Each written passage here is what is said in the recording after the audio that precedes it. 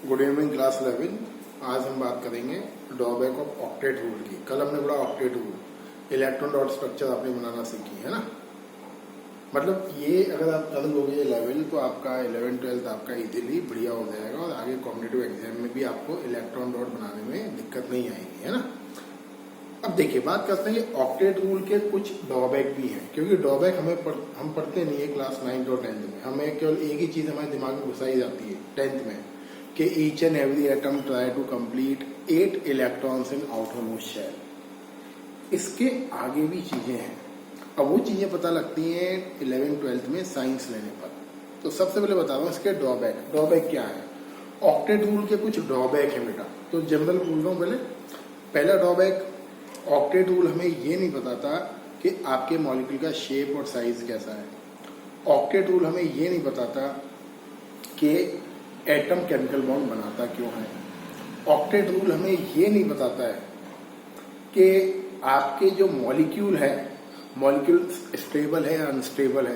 क्योंकि कुछ मॉलिक्यूल क्या होते हैं, स्टेबल होते हैं, और कुछ मॉलिक्यूल होते हैं अनस्टेबल। तो ये हमें ये नहीं बताता कि आपका जो बनने वाला मॉलिक्यूल है वो स्टेबल होगा या अनस्टेबल होगा। पॉइंट नंबर 3, कुछ मॉलिक्यूल ऐसे होते हैं जिसमें ऑक्टेट रूल फॉलो नहीं होता है। अब जब ऑक्टेट रूल फॉलो ही नहीं होगा किसी मॉलिक्यूल में, तो मॉलिक्यूल होने नहीं चाहिए नेचर में। लेकिन फिर भी ऐसे मॉलिक्यूल क्या है, नेचर में एग्जिस्ट करते हैं।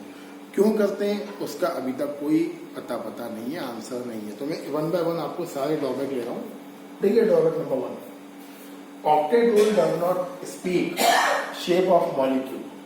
Drawback number 1। Drawback number 2, stability and energy of molecule can not be explained bye octet rule.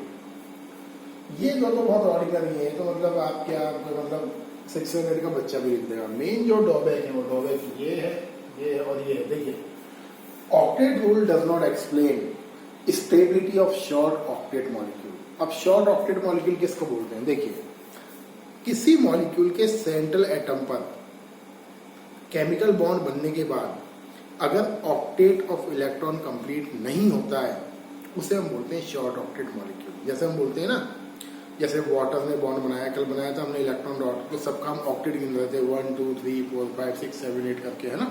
सबका ऑक्टेट होता था पूरा। लेकिन अगर कोई ऐसा मॉलिक्यूल आपके पास है जिसमें आपके सेंट्रल एटम का, यानी मेन जो एटम है आपका, उसका ऑक्टेट कंप्लीट नहीं हो, उसे हम बोलते हैं शॉर्ट ऑक्टेट मॉलिक्यूल। सही है। 8 इलेक्ट्रॉन ना होकर क्या हो, 5 हो, 6 हो, 7 हो, 4 ही हो, अभी करके दिखाऊंगा मैं, है ना। एक होता है सिंपल ऑक्टेट मॉलिक्यूल। सिंपल का मतलब ऐसे मॉलिक्यूल जिसके सेंट्रल एटम पर इलेक्ट्रॉन का नंबर ऑक्टेट से भी ज्यादा हो, मतलब 8 से ज्यादा हो, 10 हो, 12 हो, 14 हो, इन्हें हम बोलते हैं सिंपल ऑक्टेट मॉलिक्यूल। एक होता है ऑड इलेक्ट्रॉन मॉलिक्यूल। ये पूछते हैं आपके कॉम्पिटिटिव एग्जाम्स में, जेईई वगैरह में। Odd electron molecule. Odd electron molecule वो होते हैं जिस मॉलिक्यूल के सेंट्रल एटम पर इलेक्ट्रॉन्स का नंबर ऑड में होता है।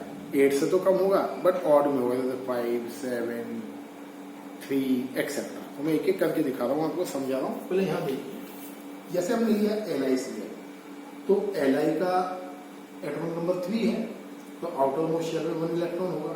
आता है ना आपको ये बनाना 2,1।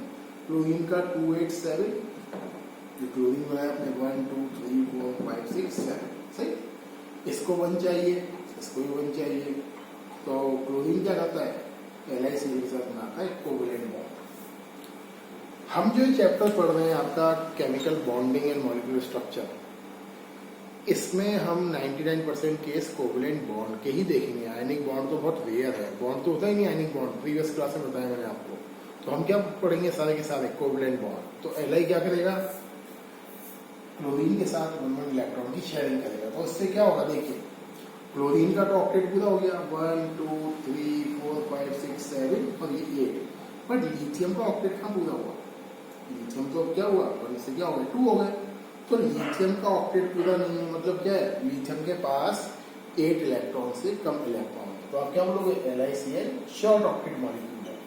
जैसे AlCl3 देखो बेटा, ये एल्यूमिनियम, आउटर मोस्ट शेल में 3 इलेक्ट्रॉन्स होते हैं, क्लोरीन का आउटर मोस्ट शेल में 7, यहाँ क्लोरीन का 7 1 2 3 4 5 6 7, यहाँ क्लोरीन का 7, 1 2 3 4 5 6 7। अब होगा क्या, क्लोरीन 1 इलेक्ट्रॉन के साथ क्या बना लेगा, सिंगल कोवलेंट बॉन्ड। तो होगा क्या, क्लोरीन के तो 8 हो गए, बट एल्यूमिनियम के कितने हुए, 1 2 3 4 5 6, 8 तो नहीं हुए। तो ऐसे मॉलिक्यूल जिसमें जो सेंट्रल एटम है उस एटम का ऑक्टेट पूरा नहीं होता है, उसे हम बोलते हैं शॉर्ट ऑक्टेट मॉलिक्यूल। इसको पहचानने की ट्रिक होती है बेटा। ट्रिक ये है कि सेंट्रल एटम आपका कैसा होना चाहिए, जिसके आउटर शेल में 2 इलेक्ट्रॉन हो, 3 इलेक्ट्रॉन हो या 1 इलेक्ट्रॉन हो। 4 होगा तो 4 की शेयरिंग करके क्या हो जाएगा, 8 हो जाएगा। सुनो मेरी बात ध्यान रखते हैं, कहिए 4 में आउटर शेल में, तो 4 की शेयरिंग करके क्या बना लेगा, 8 बना लेगा। लेकिन 3 है और 3 की शेयरिंग करी तो क्या बनेगा, 6 ही बनेगा। 2 है, 2 की शेयरिंग करी तो क्या बनेगा, 4 ही बनेगा। सही है। तो ये है सारे के सारे आपके short octet molecule. Got it. ये देखिए बेटा अगला रूल, सुपर ऑक्टेट मॉलिक्यूल। किसको बोलेंगे सुपर ऑक्टेट मॉलिक्यूल, ऐसे मॉलिक्यूल जिसके सेंट्रल एटम के पास मोर देन 8 इलेक्ट्रॉन्स होते हैं। मतलब ऐसे मॉलिक्यूल जिसमें सेंट्रल एटम के पास मोर देन 8 इलेक्ट्रॉन्स होते हैं आफ्टर द बॉन्ड फॉर्मेशन, उन्हें हम बोलते हैं सुपर ऑक्टेट मॉलिक्यूल। अब अकॉर्डिंग टू ऑक्टेट रूल होना ही नहीं चाहिए इन्हें पॉसिबल, बट पॉसिबल है। ये एक्सेप्शनल केस है, एग्जाम में एक्सेप्शनल केस ही पूछते हैं 11th-12th में। तो देखिए मैंने बनाया आपको PCl5। अब फॉस्फोरस के ऑर्डर में शेल में क्या है, 5 इलेक्ट्रॉन्स हैं, 2 3 4 और ये 5। क्लोरीन के 7 होते हैं। ये टिप पे होनी चाहिए चीजें बेटा है बाद में, क्योंकि ये चीजें कोई 12th में बताने वाला नहीं है आपको। 12th में कोई नहीं बताता ये चीजें इतना डेप्थ में जाके। कई बार क्या होता है कि 11 बिगड़ने के बाद 12 का समझना मुश्किल होता है। तो 12th में कोई ये चीजें आपको नहीं बताया, वो हिंट लग ही रहा होगा। ये 1 इलेक्ट्रॉन की शेयरिंग इसमें कर ली, 1 इसने यहाँ करा, 1 की शेयरिंग यहाँ जाता हूँ थोड़ा सा, 1 की शेयरिंग यहाँ हो गई, 1 की शेयरिंग यहाँ हो गई और ये 1 की शेयरिंग यहाँ हो गई। तो ऑक्टेट पूरा हो गया इन सबका, चारों का, पांचों का। अब पी को गिनो, 1 2 3 4 5 6 7 8 9 10। पूछ ले PCl5 के सेंट्रल एटम पर कितने इलेक्ट्रॉन्स हैं, 10 इलेक्ट्रॉन। Got it. अब 10 का मतलब क्या है, ये सुपर ऑक्टेट मॉलिक्यूल का एग्जाम्पल होता है। कॉम्पिटिटिव एग्जाम में चीजें पूछता है कि भाई PCl5 जो मॉलिक्यूल है उसके सेंट्रल एटम पर टोटल इलेक्ट्रॉन कितने हैं। तो टोटल इलेक्ट्रॉन कितने बेटा, 10 है। 10 क्या है, 8 इलेक्ट्रॉन से ज्यादा है, इसलिए किस कैटेगरी में आता है, ये सुपर ऑक्टेट मॉलिक्यूल की कैटेगरी में। सही। ये जो SF6 है, सल्फर हेक्साफ्लोराइड, ये आप बनाना अपने आप, हिंट दे रहा हूं मैं। कुछ आप बनाओगे तभी मजा आएगा। देखो मेरे बनाने से काम नहीं चलेगा, मैं तो बना दूंगा सारे के सारे, फिर वो ऐसा हो जाएगा कि मैं अपने आप को पढ़ा रहा हूँ 11th क्लास। एक्चुअल में आपको बनाना है। हिंट दे रहा हूँ, सल्फर का एटॉमिक नंबर 16 है और फ्लोरीन का एटॉमिक नंबर 7। 6 बॉन्ड बन जाएंगे। और समझो हिंट, ऐसे ही IF7 है। अब आयोडीन का एटॉमिक नंबर अगर पता नहीं भी हो तो कोई दिक्कत नहीं है। आयोडीन, फ्लोरीन, क्लोरीन, ब्रोमीन सब एक ही कैटेगरी के। तो है क्या, आयोडीन, ये हटा दो, ये तो कर ही लोगे। देखो आपसे बोला IF7, इसको बोलते हैं आयोडीन हेप्टा फ्लोराइड। हेप्टा क्यों बोलते हैं, 7 है। फ्लोराइड मतलब क्लोरीन है। आयोडीन के आउटर मोस्ट शेल में कितने होते हैं, 7 इलेक्ट्रॉन, 1 2 3 4 5 6 7। 7 फ्लोरीन लगा दी, 1 2 3 4 5 6 7। तो शेयरिंग नंबर 1। ऐसे यहाँ शेयरिंग हो जाएगी 2 3 4 5 6 और 7।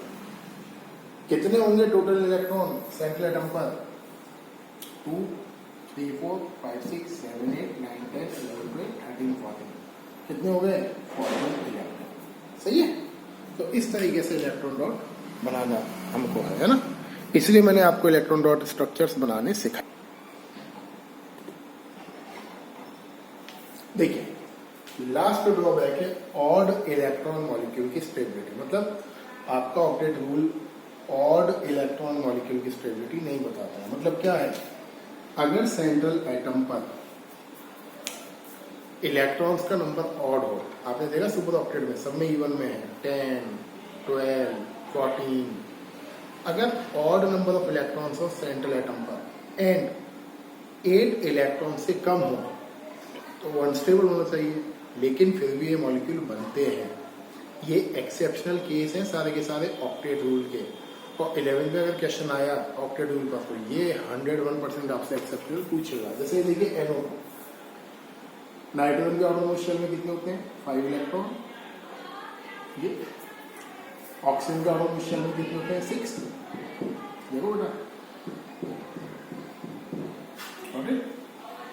अब लगाऊंगा नाइट्रोजन के ऑटोनोमस शेल में 5 है और ऑक्सीजन के ऑटोनोमस शेल में क्या है? 6 है। अब देखिए ये बनाता है 2 कोवेलेंट बॉन्ड इस ऑक्सीजन के साथ। अब देखो यार ऑक्टेट पूरा हो गया, 1 2 3 4 5 6 7 8। अब देखो इसके 6 है, अब इसके पास कितना है? 1 2 3 4 5 6 7। आप बोलोगे सर 2 यहाँ भी बना दीजिए ना सर, क्या दिक्कत है? नहीं, रूल क्या बोला मैंने? Electron should be odd but less than 8। Odd होने चाहिए बट 8 से कम होने चाहिए। अब ऐसे गिनोगे 1 2 3 4 5 6 7 8 9 हो जाएगा, तो रॉन्ग ही है ना। तो ये करता क्या है नाइट्रोजन? देखिए क्या करेगा कलाकारी। ये क्या करता है, ये अपने 2 इलेक्ट्रॉन्स का बनाता है कोऑर्डिनेट बॉन्ड। ये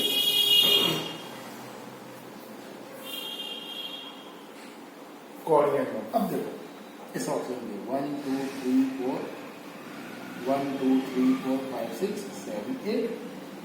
इसके भी 8 हुए। एन के लिए 1 2 3 4 5 6 7। तो कितने इलेक्ट्रॉन हुए सेंटर पर? 7 इलेक्ट्रॉन। ये है odd electron molecule. Extremely rare category, JEE का कॉन्सेप्ट है। आपके एनसीईआरटी में लिखा हुआ है, ऐसा नहीं है एनसीईआरटी में नहीं है, बट डिटेल इतना नहीं है। तो 2 मॉलिक्यूल ध्यान रखो, ऑड इलेक्ट्रॉन वाले, एक नाइट्रोजन डाइऑक्साइड और एक नाइट्रोजन मोनोऑक्साइड। सही है।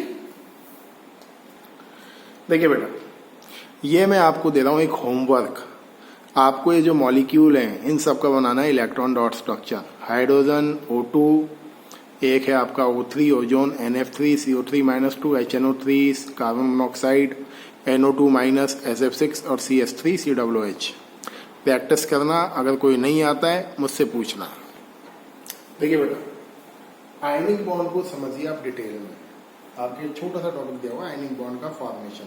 तो क्वेश्चन क्या आएगा, आपको बोलेगा आयनिक बॉन्ड का फॉर्मेशन बताइए NaCl में, AlCl3 में, MgO में। बिल्कुल वैसा ही है जो आप 10th क्लास में पढ़ा हुआ है अपने मेटल नॉन मेटल में। इवन मैंने AlCl3 पढ़ाया है क्लास 10th में। देखिए AlCl3 जो है एल्यूमिनियम मेटल है और क्लोरीन क्या है आपका नॉन मेटल। तो आयनिक बॉन्ड होता क्या है? आयनिक बॉन्ड एक्चुअल में फोर्स ऑफ अट्रैक्शन।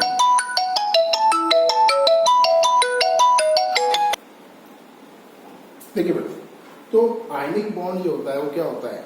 आपके कैटायन और एनायन के बीच का फोर्स ऑफ अट्रैक्शन। सही है। सारे फोन कॉल इस टाइम पर ही आते हैं। देखो मतलब सुबह भी चैन नहीं है, दिन में चैन नहीं है, रात को भी चैन नहीं है कुछ लोग। देखिए, तो कैटायन और एनायन के बीच का जो फोर्स ऑफ अट्रैक्शन है वो होता है आपका आयोनिक बॉन्ड। सही। अब आयनिक बॉन्ड बनता कैसे वो देखो आप, बहुत सिंपल है। एल्यूमिनियम लिया मैंने, एटॉमिक नंबर क्या है इसका 13, तो आप क्या लिखोगे 283। मतलब आउटरमोस्ट शेल में क्या है बेटा इसके 3 इलेक्ट्रॉन्स है। क्लोरीन 3 लिया आपने, क्या होता है 287। आउटरमोस्ट शेल में कितने होंगे 7। लिख रहा हूँ है ना इसको, ऐसे सब में ऐसे लिखना है। अभी हम इस चैप्टर का बहुत बेसिक लेवल पढ़ रहे हैं बेटा। ये बहुत बेसिक चीजें हैं चैप्टर की, मतलब हाई फाई नहीं पढ़ रहे हैं, बहुत सिंपल चीजें पढ़ रहे हैं। अब देखिए क्लोरीन को क्या चाहिए 1 इलेक्ट्रॉन ईच क्लोरीन को, एल्यूमिनियम को क्या करना है 3 इलेक्ट्रॉन देना है। Got it. अगर ये आयनिक बॉन्ड फॉर्म करता है तो एल्यूमिनियम क्या करेगा, अपना 1 इलेक्ट्रॉन देगा इसको, अपना 1 इलेक्ट्रॉन देगा इसको और अपना 1 इलेक्ट्रॉन देगा इसको, टू कंप्लीट ऑक्टेट। और क्या होगा आफ्टर सम टाइम ये फॉर्म करेगा Al+3 और इसका लिखोगे 2,8 और ये क्लोरीन -1 और ये -1 क्या लिख लोगे 288 288 और यहाँ लगा दूंगा dot dot dot force of attraction same ऐसा ही है आपके क्लास 10 में। ये बन गया आपका आयनिक बॉन्ड। सही है। तो आयनिक बॉन्ड क्या है? कैटायन और एनायन के बीच का फोर्स ऑफ अट्रैक्शन। मुझसे पूछोगे क्या एग्जाम में आएगा?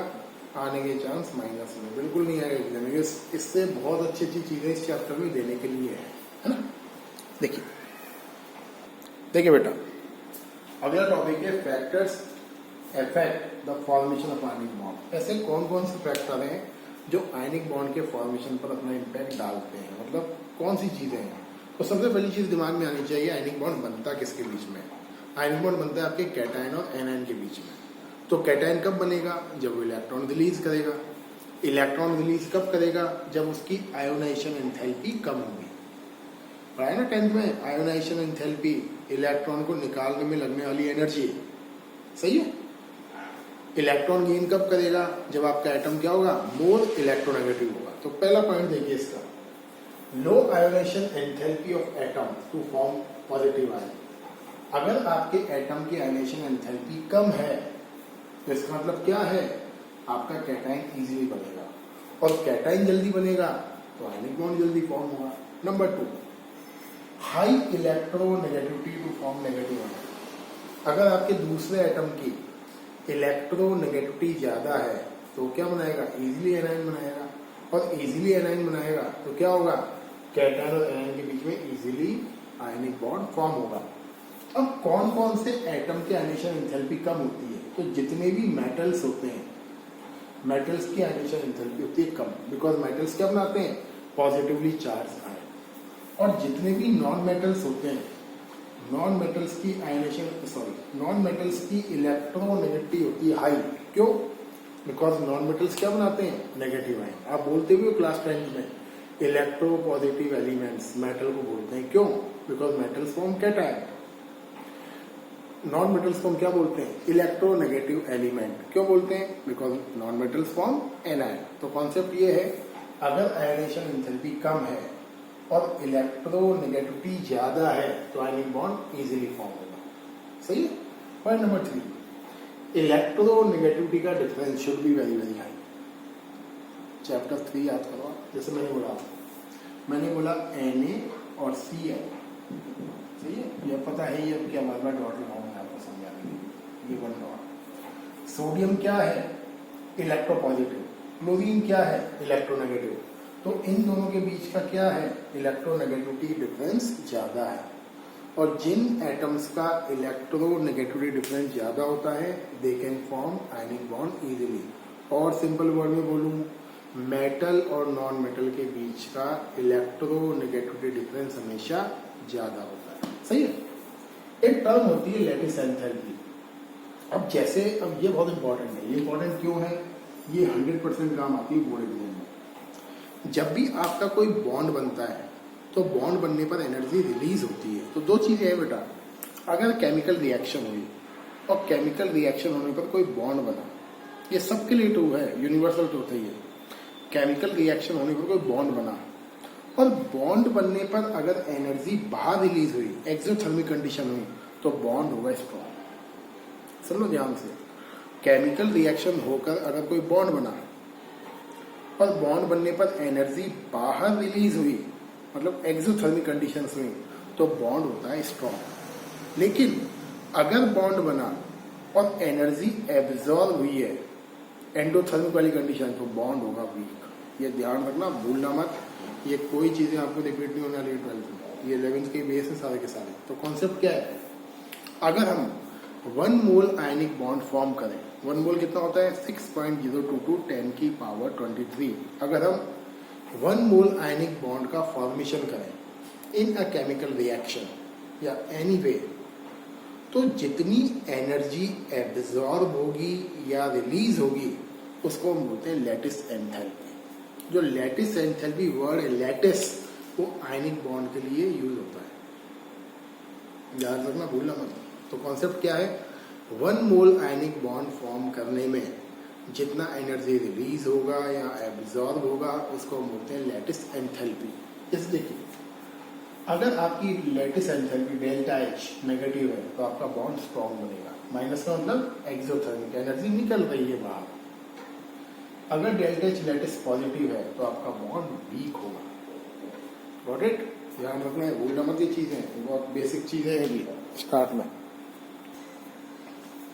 ये देखो एक हॉट की कैटेगरी का क्वेश्चन करते हैं। हॉट से क्या बोल रहा है ये क्वेश्चन है एनसीईआरटी का, explain the formation of NaCl in term of enthalpy. ये आपको वैल्यू लिख के देगा, सारी की सारी वैल्यू लिखी मिलेगी आपको। आपको बोलेगा आप बताइए NaCl के फॉर्मेशन में कितनी एनर्जी एब्जॉर्ब होगी या रिलीज होगी। सही है बेटा? और बहुत सिंपल है। सिंपल इसलिए क्योंकि आपने सब कुछ पढ़ा हुआ है चैप्टर 3 में। First chapter, second chapter, third chapter ये बैकबोन है। फोर्थ और बढ़िया चैप्टर, इसके बाद तो आप ये समझिए आप मास्टर हो आप इनऑर्गेनिक में। देखिए सबसे पहली चीज आपका फॉर्मेशन करना है आपको NaCl का।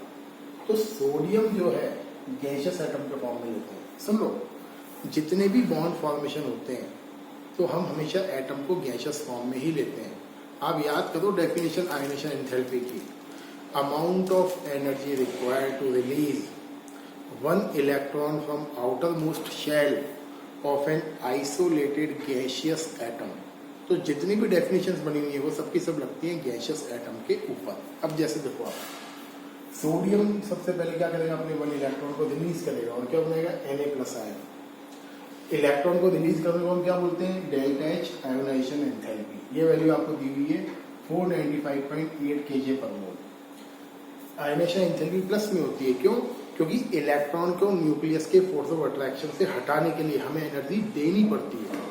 जब आप एटम को एनर्जी प्रोवाइड करोगे तो एनर्जी की वैल्यू किस में आनी है, प्लस में, मतलब एंडोथर्मिक कंडीशंस। क्लोरीन ये इलेक्ट्रॉन गेन करेगा, क्या बनेगा Cl-। इसको क्या बोलोगे, delta H electron gain enthalpy. जब कोई एटम इलेक्ट्रॉन को गेन करता है तो उस समय जो एंथैल्पी यूज होती है या रिलीज होती है उसको बोलते हैं इलेक्ट्रॉन गेन एंथैल्पी। इसकी वैल्यू दे रखी है -348.7 kJ/mol। सही। अब Na+ और Cl- आया और क्या बनाया, आयोनिक बॉन्ड बताया था ना मैंने, 1 मोल आयोनिक बॉन्ड बनता है। तो उसको हम क्या बोलते हैं, लैटिस एंथैल्पी। और वैल्यू क्या दे रखी है, -788 kJ/mol। जितनी भी एंथैल्पीज हैं उनका ओवरऑल सम करना है भाई।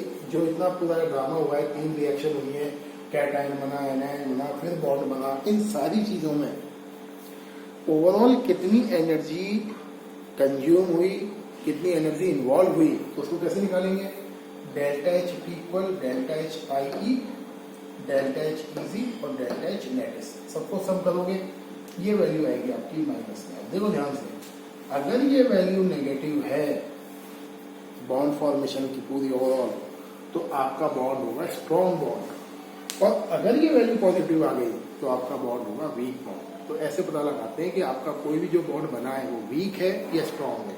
अगर मॉलिक्यूल बनने के बाद ओवरऑल एनर्जी नेगेटिव आई फॉर्मेशन की तो बॉन्ड स्ट्रॉन्ग है, आपका मॉलिक्यूल स्ट्रॉन्ग मॉलिक्यूल बना है। और नेगेटिव ये पॉजिटिव आती है तो आप क्या बोलोगे, बॉन्ड वीक है और आपका मॉलिक्यूल अनस्टेबल है। सही है। देखिए बेटा, आज का लास्ट टॉपिक पढ़ते हैं हम, फॉर्मल चार्ट। अच्छा, जो मैंने बताया था आपको NaCl का फॉर्मेशन आपके एंथैल्पी के टर्म में, मेरे नोट्स में वो है MgCl2 का फॉर्मेशन। वो न्यूमेरिकल करना सेम वैसा का वैसा ही है, डेटा आपको लिखा हुआ है, केवल कैलकुलेशन करनी है प्लस माइनस। तो मुझे बताना आया नहीं आया। जैसे यहाँ देखिए फॉर्मल चार्ट क्या है। फॉर्मल चार्ट होता है कि आपके किसी न्यूट्रल एटम में कितने वैलेंस इलेक्ट्रॉन है। जैसे मैंने बोला ऑक्सीजन के वैलेंस इलेक्ट्रॉन कितने होते हैं, टोटल 6 होते हैं आउटर मोस्ट शेल में। सही है। किसी एटम के, न्यूट्रल एटम के valence electron minus number of electrons in a Lewis structure. अब वही बात आती है, बिना करे समझ में नहीं आएगा, क्योंकि डेफिनेशन ही थोड़ी आड़ी टेढ़ी है। करके देखोगे तभी क्लियर होगा। करके बता रहा हूं, देखिए पहले ट्राई करता हूँ दोबारा।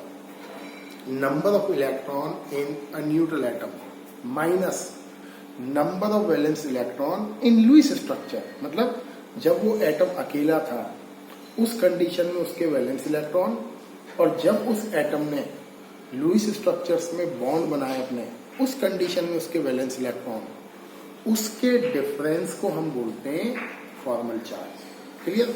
अब वो लोग 12th में काम आएगा? बिल्कुल काम नहीं आएगा ये, लेकिन 11th में दे सकता है न्यूमेरिकल। अब कैसे करोगे? फॉर्मूला बताइए।